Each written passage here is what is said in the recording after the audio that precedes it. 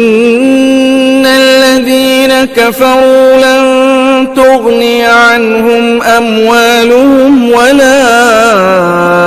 أولادهم من الله شيئا وأولئك هم وقود النار كدأب آل فرعون والذين من قبلهم كذبوا بآياتنا فأخذهم الله بذنوبهم والله شديد العقاب قل للذين كفروا ستغلبون وتحشرون إلى جهنم وبئس المهاد قد كان لكم آية في فئتين التقتا فئة تقاتل في سبيل الله وأخرى كافرة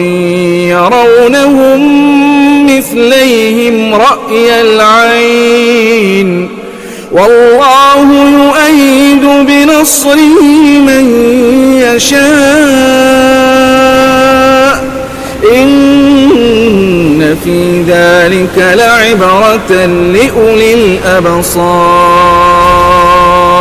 زين للناس حب الشهوات من النساء والبنين والقناطير المقنطرة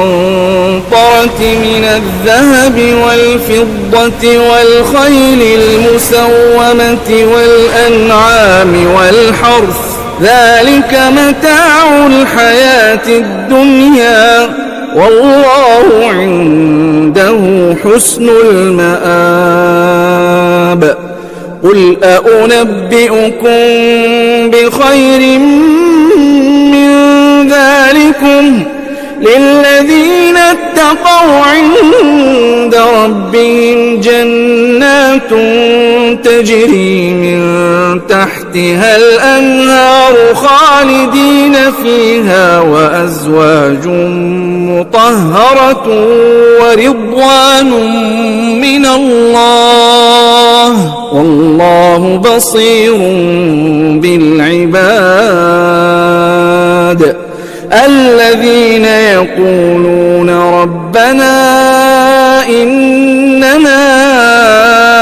آمنا فاغفر لنا ذنوبنا وقنا عذاب النار الصابرين والصادقين والقانتين والمنفقين والمستغفرين بالأسحار شهد الله أنه لا إله إلا هو والملائكة وأولو العلم قائما بالقسط لا إله إلا هو العزيز الحكيم إن الدين عند الله الإسلام وما اختلف الذين أوتوا الكتاب إلا من بعد ما جاءهم العلم بغيا بينهم ومن يكفر بآيات الله فإن الله سريع الحساب فإن حاجوك فقل أسلمت وجهي لله ومن اتبعني وقل للذين أوتوا الكتاب والأميين أأسلمتم فإن أسلموا فقد اهتدوا وإن تولوا فإنما عليك البلاغ والله بصير بالعباد